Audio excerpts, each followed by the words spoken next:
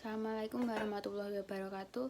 Saya akan menjawab pertanyaan tugas sejarah nomor 5. Sunan Kudus adalah salah satu penyebar agama Islam di Indonesia yang tergabung dalam Wali Songo. Ia lahir sekitar tahun 1500 Masehi. Nama lengkapnya adalah Syed Jafar Shadiq Ahmad Khan. Ia adalah putra dari pasangan Sunan Ngudung. Bapaknya adalah putra sultan di Palestina yang bernama Sayyid Fadlal Ali Murtaza yang berhijrah fisabilillah hingga ke Jawa dan sampailah di Kesultanan Islam Demak dan diangkat menjadi panglima perang. Ia menjadi salah satu dari anggota Wali Songo sebagai penyebar Islam di tanah Jawa. Sosok Sunan Kudus telah memberikan pondasi pengajaran keagamaan dan kebudayaan yang toleran. Tak heran jika hingga sekarang makam ia yang berdekatan dengan Menara Kudus selalu ramai diziarahi oleh masyarakat dari berbagai penjuru negeri. Selain itu, hal tersebut sebagai bukti bahwa ajaran toleransi Sunan Kudus tak hilang oleh zaman dan justru semakin relevan. Dalam perjalanan hidupnya, Sunan Kudus banyak berguru kepada Sunan Kalijaga. Cara berdakwahnya pun sejalan dengan pendekatan dakwah Sunan Kalijaga yang menekankan kearifan lokal dengan mengapresiasi terhadap budaya setempat. Beberapa nilai toleransi yang diperlihatkan oleh Sunan Kudus terhadap pengikutnya yaitu dengan melarang menyembelih sapi kepada pengikutnya, bukan saja melarang untuk menyembelih.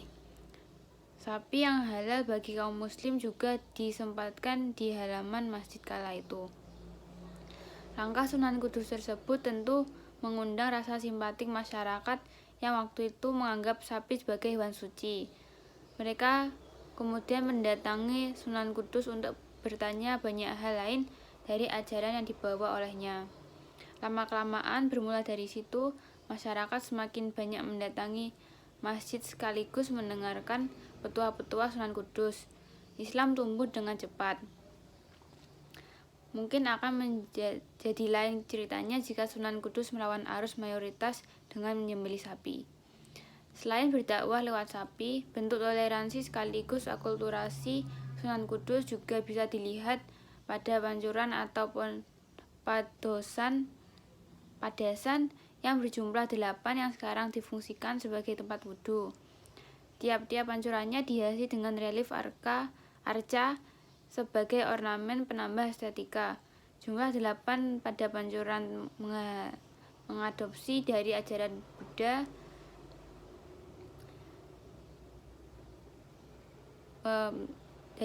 Buddha yang menjadi pegangan masyarakat saat itu dalam kehidupannya.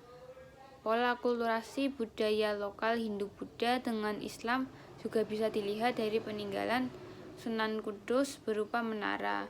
Menara Kudus bukanlah menara arsitektur bangunan Timur Tengah, melainkan mirip dengan bangunan Candi Jago atau serupa dengan bangunan pura. Menara tersebut difungsikan oleh Sunan Kudus sebagai tempat adzan dan tempat untuk memukul beduk setiap kali datangnya bulan Ramadan. Kini menara yang konon merupakan menara masjid tertua di wilayah Jawa tersebut dijadikan sebagai landmark Kabupaten Kudus. Strategi akulturasi dakwah Sunan Kudus adalah suatu hal yang melampaui zamannya. Melampaui zaman karena dakwah dengan mengusung nilai-nilai akulturasi sangat belum banyak dipraktikkan oleh penyebar Islam di Indonesia pada umumnya. Pada tahun 1550, Sunan Kudus meninggal dunia saat menjadi imam sholat subuh di Masjid Menara Kudus dalam posisi sujud. Kemudian dimakamkan di lingkungan Masjid Menara Kudus.